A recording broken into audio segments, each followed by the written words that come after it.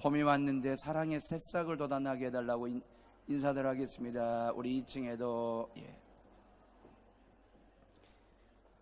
다시 한번 인사들 하시죠. 건강의 새싹이 돋아나시라고 인사하십시오. 우리 잠옷실에도 우리 2층에도 인사들 하시고요. 감사합니다. 제가 지난주에는 왼쪽 눈에 다래끼가 생겨서 불편한 시간을 보냈습니다. 세균성 염증 질환인데 의학적인 용어는 맥립종 그럽니다. 발병 원인이 뭔가 하고 인터넷 검색을 해봤더니 과로와 수면 부족 등으로 체력이 약해지면서 손에 있던 세균이나 바이러스가 눈썹이나 눈꺼풀의 모공을 통해 침입하여 생긴 병, 그게 다래끼입니다. 통증도 있고 또 눈곱도 끼고 그래서 지난주 토요일 날 사랑일구역 신방 중에 병원에 가서 약을 지어 먹을 수밖에 없는, 지금은 다 나았습니다. 빨리 낫는 방법이 뭘까요? 병원에 가는 것입니다.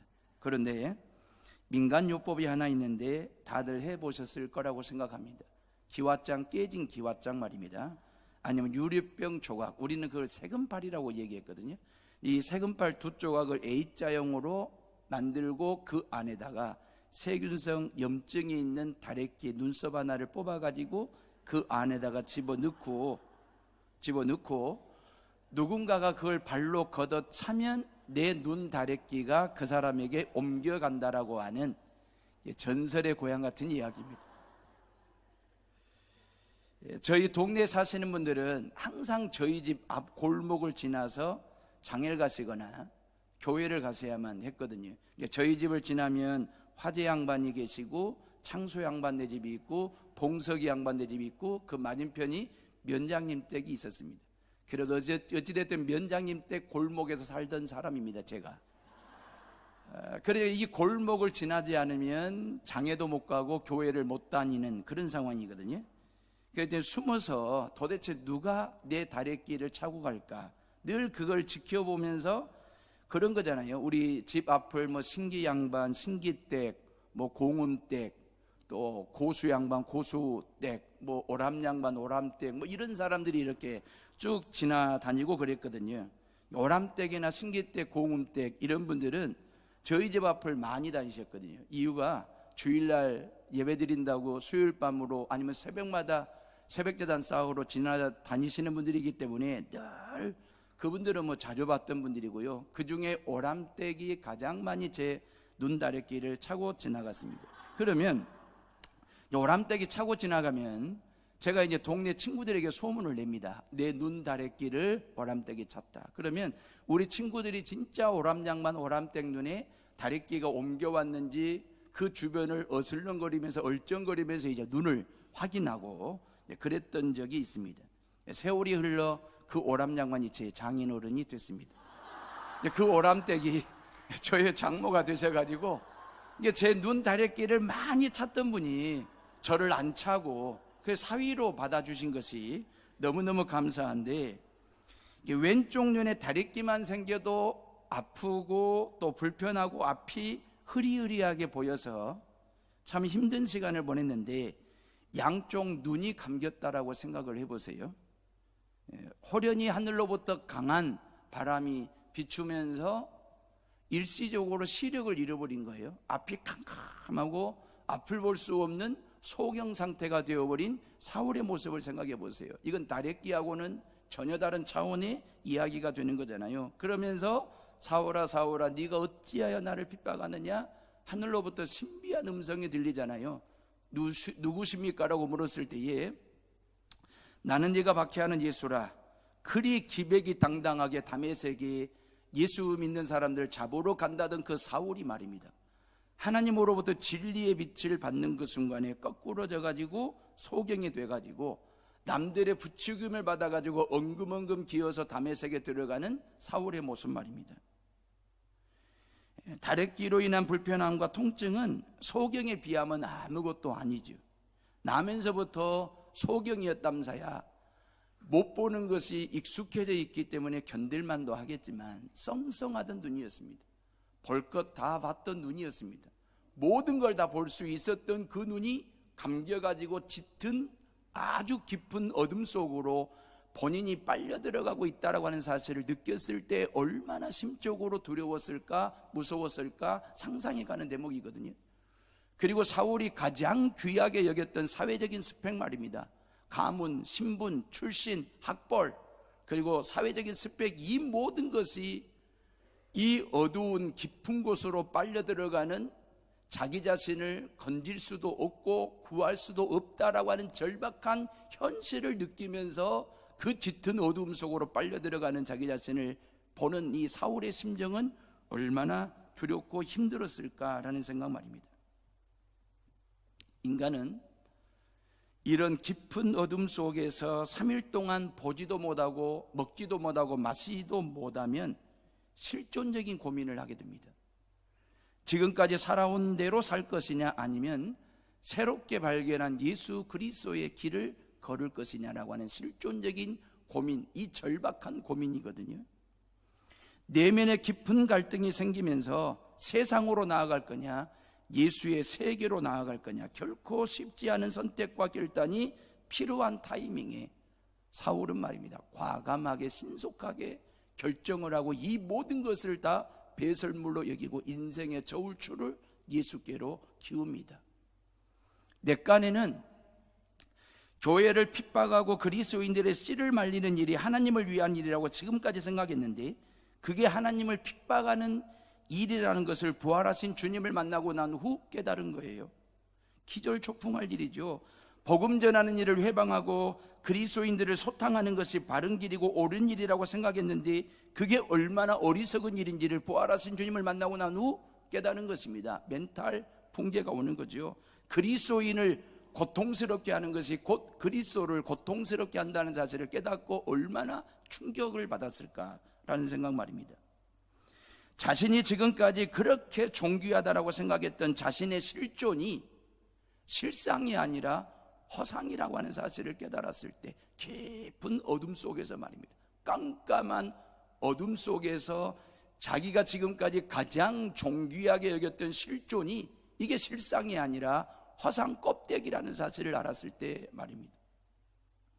자기가 지금까지 살아온 삶이 인생의 정답인 줄 알았는데 오답이라고 하는 사실을 깊은 어둠 속에서 채점하고 난 후 예수 그리스도 그분이 인생의 정답이라는 사실을 깨달았을 때 얼마나 충격이었을까라는 생각 말입니다. 자신의 신앙은 100점짜리인 줄 알았습니다. 근데 빵점이라는 사실을 깨닫고 난 후 와닿는 멘붕 상태 말입니다. 지금까지 자기가 자기의 실체를 못 본 거죠. 이게 진짜 소경이지 않습니까? 두 눈을 뜨고서도 못 본 자신의 실존과 실체를 두 눈이 감긴 상태에서 주님께서 보여주신 것입니다. 내가 실존이 아니라 허상일 수도 있겠다. 주님이 보여주신 내가 실존이고 실체이고 실상일 수 있겠다. 왜 우리가 예수 그리스도를 믿어야 되는지 여러 가지 이유가 있습니다. 근데 저와 여러분들이 예수 그리스도를 믿어야 되는 여러 가지 이유 중에 하나가 뭐냐면, 예수 그리스도를 통해서 나의 본 모습을 볼 수 있기 때문에 그렇습니다. 내가 예수 그리스도를 믿으면 그 예수 그리스도께서 내게 나의 본 모습을 보여주시는데, 죄인된 나를 나는 못 봅니다. 내가 나를 볼 때 죄인이라는 사실을 못 보는 게 우리의 실존의 문제거든요. 주님이 보여주신 나를 보기 위해서, 이건 다래끼를 고쳐도 못 보는 거고 개안 수술을 해도 볼 수 없는 것 말입니다. 주님이 보여주셔야 죄인된 나를 보고 주님을 보는 눈이 열리게 돼 있거든요.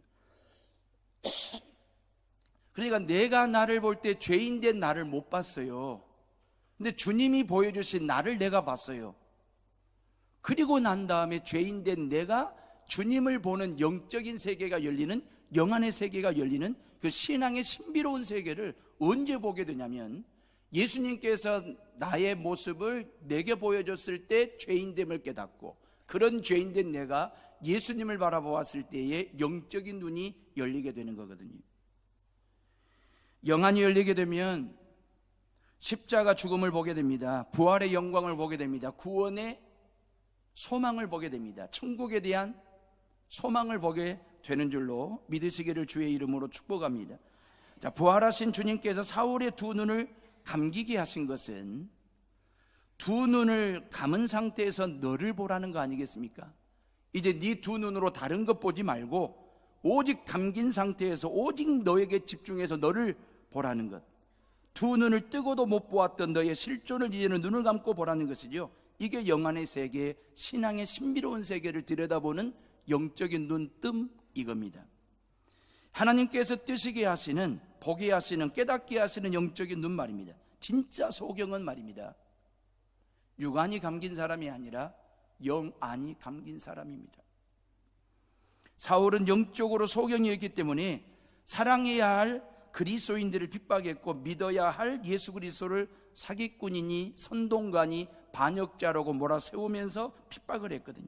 근데 영안이 열리고 보니까 양손에 쥐고 있었던 모든 것이 다 배설물처럼 여겨지면서 예수 그리스도 그분만이 최고라는 사실을 보기 시작하게 된 것입니다.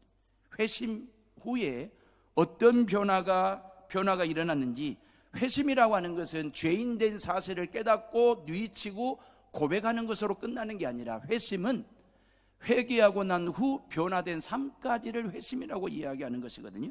자, 그러면 이렇게 영안이 열리고 난 후 어떻게 사울은 변화되었는지 11절 말씀 봐보세요.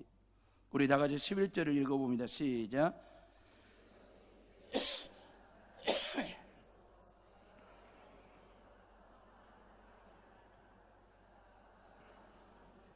예. 자, 하나님께 돌아온 바울 말입니다. 사울 말입니다. 크리스찬 된 사울이, 영안이 열린 사울이 가장 먼저 한 게 뭔지 아십니까? 기도하는 일이었습니다. 예. 영의 눈이 열리면 입이 열리게 돼 있습니다. 그 입은 기도하는 입이 되는 것이거든요. 이 하나님께 말 걸기가 시작되는 거예요. 하나님과의 소통이 이루어지기 위해서 영적인 눈을 열고 영안의 세계, 신앙의 신비로운 세계를 들여다보면서 그 하나님과 대화하고 싶어서 기도의 입이 열리기 시작되는 거거든요. 이 입을 열고 하나님께 기도하는 것 말입니다. 14세기 독일에 타울러라는 사람이 있었습니다. 이 사람이 뭔 얘기를 했냐면, 사람이 하나님이 인간을 사랑할 때 일어나는 4가지 일을 얘기했습니다. 첫째가 뭐냐면 상처를 입는다는 것입니다. 하나님의 사랑이 우리에게 와 닿을 때 가장 먼저 첫 번째 뭔 일이 생기냐면 상처가 난다는 것입니다. 뭐의 상처가 나냐면 죄의 상처가 난다는 거예요. 내가 죄인이라는 사실을 깨달아요. 그 죄인된 내가 나를 보면서 탄식하는 걸, 이걸 죄의 상처, 첫 번째 일어나는 일이 그렇습니다. 두 번째, 그런 죄인된 나를 하나님께서 끝까지 사랑하시고 용서하시는 그 하나님의 포로가 되는 게 두 번째 일입니다. 여기서 말하는 포로는 어떤 메인다라고 하는 게 아니라 하나님 안에서 참된 자유함을 만끽하는 인생으로 바뀌게 된다라고 하는 하나님의 포로, 예수의 포로가 두 번째로 일어납니다. 그러면서 그런 하나님 여호와를 사모하는 사람으로 바뀌게 된다는 거예요. 그 하나님의 사랑에 대해서 사모합니다. 그렇기 때문에 그 하나님을 찬양하는 일과 그 하나님께 기도하는 일들과 그분께서 우리에게 말씀 러브레터로 주신 이 성경을 읽는 일들과 그 하나님을 만나는 자리, 예배의 자리를 사모하는 사람으로 바뀌게 된다고 하는 거예요. 네 번째 무슨 일이 벌어지냐면, 그러고 난 후 나를 드리는 일이 생기게 된다는 거예요. 죄의 상처가 납니다. 하나님의 포로가 됩니다. 그리고 하나님을 사모하는 사람이 됩니다. 그리고 그 하나님께 나를 드리는 사람이 되는 이것 말입니다.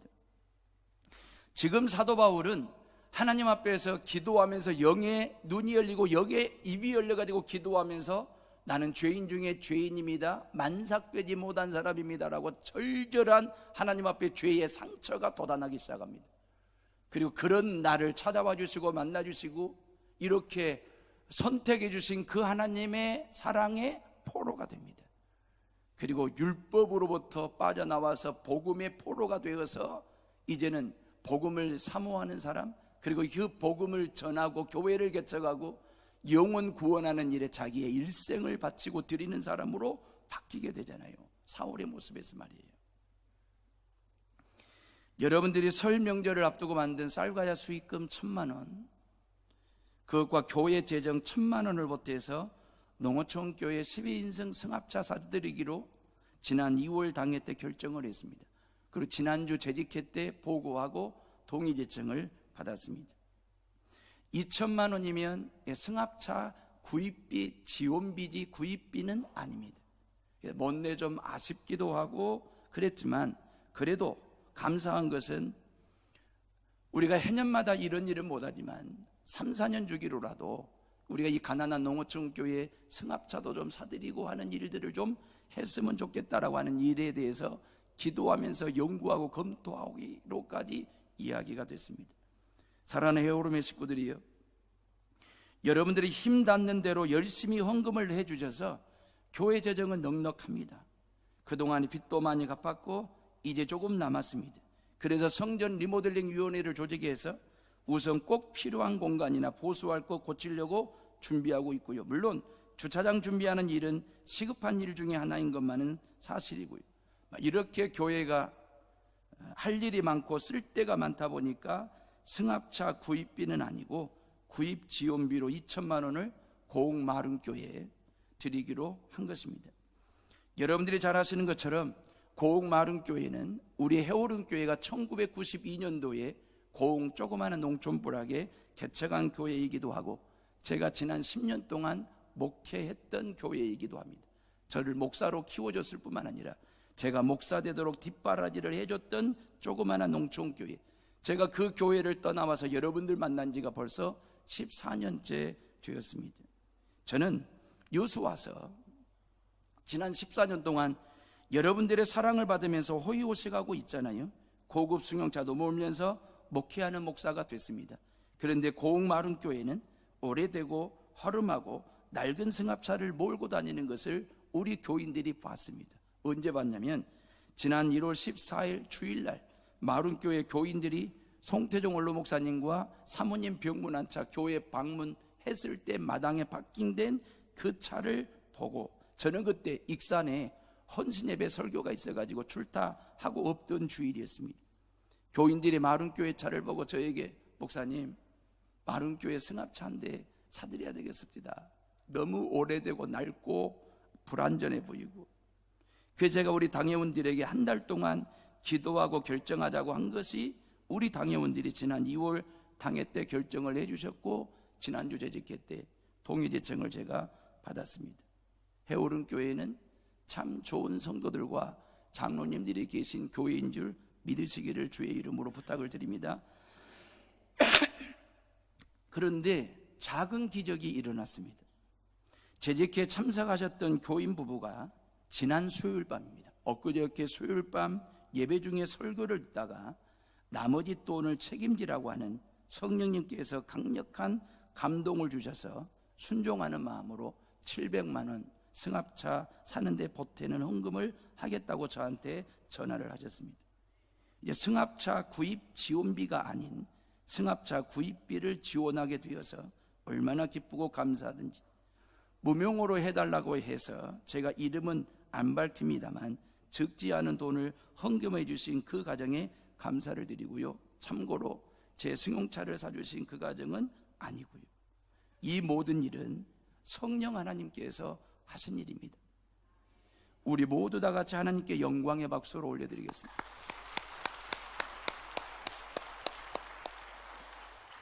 헌금 이야기가 나와서 한 가지 덧붙이고 싶은 것은 여러분들이 지금까지 하시던 대로 헌금하셔도 됩니다. 다만 선교 헌금에 더 많은 성도들이 십시일반 동참해 주셨으면 합니다. 여러분들이 드리는 선교 헌금은 선교사님들을 돕는 일들과 농어촌 상간벽지 오지 섬교회를 섬기는데 선교 헌금이 쓰여지는데 매달 선교 헌금이 부족합니다. 그래서 일반 재정에서 보태가지고 선교 헌금을 보내고 있거든요. 선교는 몇몇 사람들이 큰 돈을 모아서 선교하는 것보다는 모든 성도들이 작은 헌금이라도 모으고 모아서 드리는 것이 더 의미가 있다고 보고 1,000원이 됐든 5,000원이 됐든 10,000원이든 여러분들이 성심성의껏 해주시면 선교하는 데 잘 쓰도록 하겠습니다. 타올라가 말한 것처럼 하나님의 사랑을 받는 사람은 가장 먼저 죄의 상처가 드러나게 되어 있습니다. 그리고 하나님의 포로가 되는 것입니다. 그 다음에 하나님을 사모하게 되고 하나님께 드리는 삶을 살게 되는 거죠. 놀랍지 않습니까? 바울은 하나님께 돌아오자마자 기도를 시작했어요. 부활하신 주님을 만나자마자 기도부터 시작한 것입니다. 어찌 보면 기도 외에 아무것도 할 수 없는지도 모르죠. 왜? 소경 상태로 있었기 때문에. 그런데 그 사울이 누구에게 기도를 배운 적도 없고 누가 그에게 기도는 이렇게 하라고 가르쳐 준 적도 없는데 하나님 하나님 주여 주여라고 부르면서 기도하는 것은 어찌 보면 갓난아이가 본능적으로 엄마 아빠라고 부르는 것과 같은 것이지 않을까라는 생각. 기도는 누가 가르쳐 준 게 아닙니다. 본능적으로 엄마 아빠라고 부르듯이 우리가 예수님 믿고 영적으로 다시 태어나면 하나님 아버지 이름을 부르면서 기도하게 되어 있습니다. 육적으로 태어나는 순간 본능적으로 엄마의 젖을 찾듯이, 그리고 엄마 아빠를 보고 방긋방긋 웃듯이, 아니면 엄마 아빠 본능적으로 그렇게 부르듯이 말이에요. 우리가 죄인된 저와 여러분들이 예수님 믿어가지고 영적으로 거듭나고 영적으로 다시 태어나는 순간 우리는 본능적으로 하나님의 말씀, 양식의 이 하나님의 말씀을 찾게 돼 있고, 그 하나님을 향하여 하나님 아버지 주여 라고 부르면서 기도하는 사람이 되는 것이거든요. 고로 기도는 내 일이 아닙니다. 성령의 일입니다.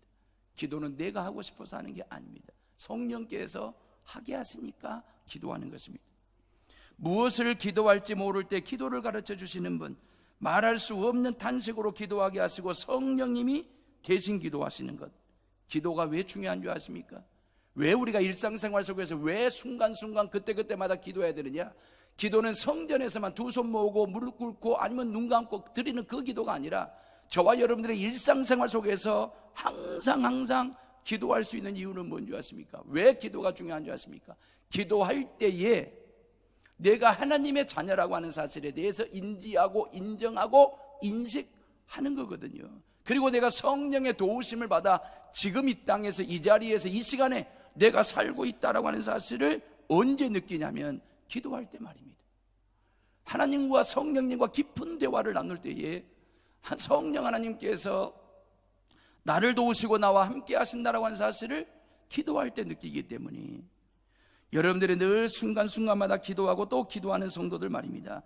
농어촌교회 승합차 사는 일이나 성전 리모델링 하는 일이나 주차장 준비하는 일은 돈으로 하는 게 아닙니다. 믿음으로 하는 것입니다. 기도로 하는 것입니다. 지난 월요일날 우리 교인이 아닙니다. 다만 늘 해오른 교회를 위해서 기도하시는 다른 교인 한 분이 저를 찾아오셔서 봉투를 내미시면서 이 헌금은 꼭 해오른 교회 주차장 준비하는데 종잣돈으로 써달라고 내미셨는데 100만 원이었습니다. 그분이 덧붙이는 말이 해오른 교회가 참 좋은 교회라는 소리를 들으면서 늘 기도하고 있는데, 그러면서 알바해가지고 푼푼히 모은 돈 100만 원, 이건 꼭 주차장 헌금으로 꼭 써달라고 부탁하면서 그분이 저에게 돈을 내미신 게 아니고 믿음을 내미셨습니다. 기도를 내미셨습니다. 저는 그분에게 기도를 받고 믿음을 받았지 100만 원 단순히 돈 받은 게 아닙니다. 우리가 이 세상을 살아가면서 얼마든지 돈으로도 해결되고 권력으로도 해결될 수 있는 일들이 있겠지만 꼭 돈이 아니고라도 권력이 아니고서라도 얼마든지 믿음으로 기도로 말씀으로 해결할 수 있는 일들이 얼마나 많은지 말입니다. 그걸 여러분들이 일상생활 속에서 경험하고 체험하기를 원하신다면 하나님께 말 걸으십시오. 기도하는 성도들 되시기를 주의 이름으로 축복합니다. 기도할 때에 하나님과 깊은 만남이 이루어지고 교감이 이루어지게 되고, 그리고 하나님이 나와 함께하고 계심을, 나를 도우시고 나를 인도하시고 축복하신다는 사실을 내가 인지할 때 그게 진정한 행복이고 예수 그리스도를 믿는 재미, 축복 말입니다. 고로 기도는 내가 하는 것이 아니고 성령께서 하시는 것이구나 라고 하는 것 말입니다. 사울이 기도하자 하나님께서 즉각적으로 영적인 도우미를 붙이시지요. 그 도우미가 누굽니까? 12절 말씀입니다. 우리 다 같이 12절을 읽어봅니다. 시작.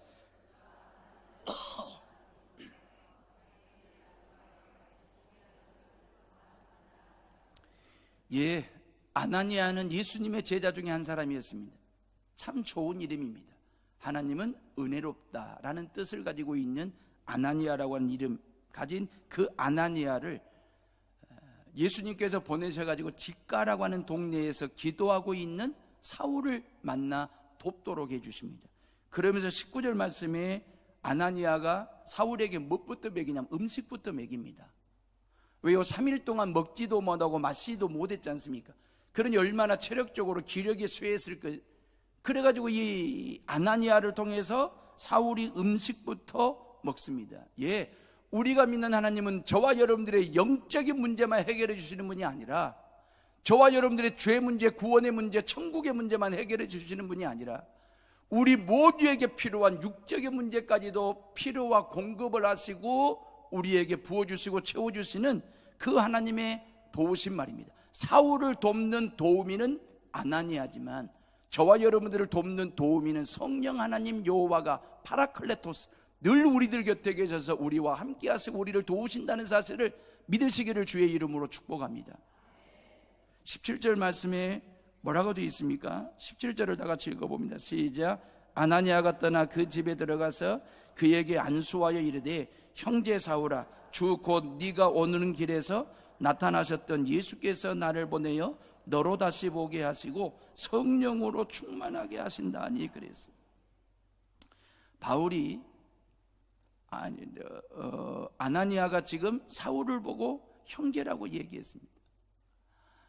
며칠 전까지만, 3일 전까지만 하더라도 아주 분기탱천해가지고 의기양양하게 다메섹의 예수쟁이들을 잡아들이겠다고 기세등등하게 들이닥쳤던 사람 아닙니까? 교회를 핍박하고 복음 전하는 일에 회방꾼이었던 그 사울을 향하여 아나니아가 형제라 그랬습니다. 예수 그리스도 안에 들어와 이제 하나님의 거룩한 백성이 되었으니 신앙 공동체 안에 들어온 가족이 되었다라고 하는 의미에서 형제, 자매 그렇게 얘기한 것입니다. 사울은 지금 형제라고 부를 수 없는 그런 어떤 포악한 자요, 핍박자요, 해방자였는데 아나니아는 그를 향하여 형제 그랬거든요. 우리 해오른 교회 몸담고 있는 모든 성도들이 이러한 형제, 자매 의식을 갖고 어떤 지체 의식을 가져야 될 이유가 뭔지 아십니까? 저와 여러분들은 하나님을 한 분 아버지로 모시고 그 하나님을 향하여 아버지라고 부르고 살아가는 아바 아버지라고 믿고 살아가는 형제이고 자매이기 때문에 하나님을 아버지로 모신 가족이잖아요. 그리고 예수 그리스도의 십자가의 보혈의 피 지저스 J형 말입니다. 예, 여러분들의 육적인 혈액형은 A형도 B형도 O형도 다 있겠지만 우리 모두가 다 예수 그리스도에서 영적으로 거듭났을 때에 예수의 보혈의 피가 수혈돼 가지고 우리는 다 지저스 J형의 영적 혈액형을 가지고 살아가는 형제고 자매이지 않습니까? 그래서 우리는 지체의식을 갖고 신앙생활을 하는 거잖아요. 하나님을 아버지로 믿지 못하고 예수 그리스도의 보혈의 피를 받지를 못하면 지체가 아니라 시체가 될 수도 있습니다. 지체와 시체는 다릅니다. 우리가 예수 그리스도 안에 지체의식을 가져야 될 이유는 우리 모두가 다 하나님을 아버지로 모시고 살아가는 아들, 딸들이고 형제이고 자매이기 때문에 그래서 아나니아는 사울에게 형제라고 이야기를 하는 것이거든요. 이 해오른 교회가 우리 모든 성도들에게 하나님의 사랑을 받고 자라는 신앙의 요람이라는 사실을 기억하시고 지체의식을 가지고 서로가 서로를 배려하고 응원하고 지지하고 박수를 보내고 축복하고 사랑하며 살아가는 형제의식을 갖고 자매의식을 갖고 살아가는 성도들 되시기를 주의 이름으로 축복합니다. 18절 말씀 봐보세요. 18절 다 같이 읽어봅니다. 시작.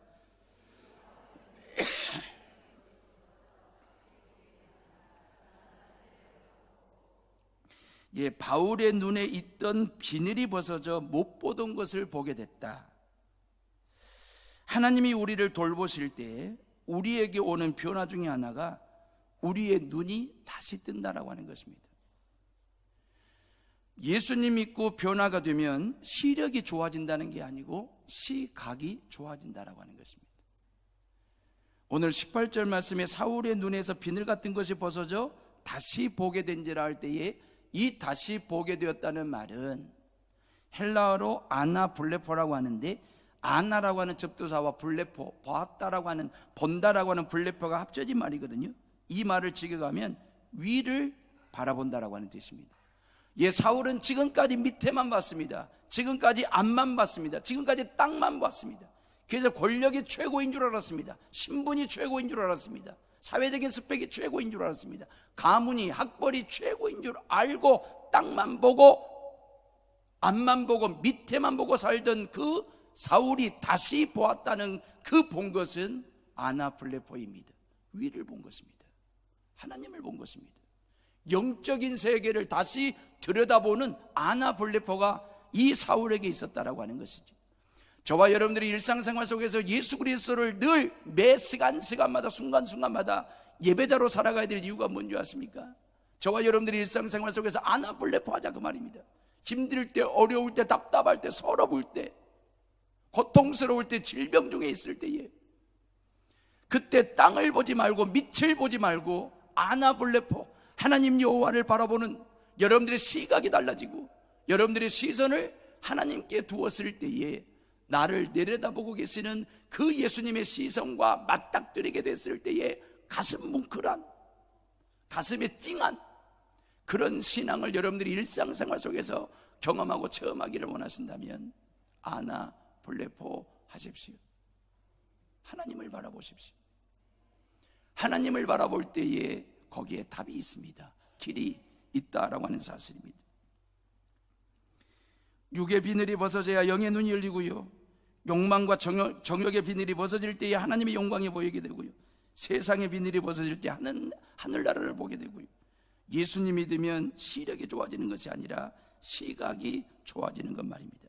시각의 변화는 예수님을 제대로 믿는 사람들이 공통적으로 일어나는 현상이거든요. 아나블레포 말입니다. 기도하던 입이 이제 어떤 입으로 바뀌었습니까? 20절 말씀 봐보세요. 다 같이 20절 읽어봅니다. 시작.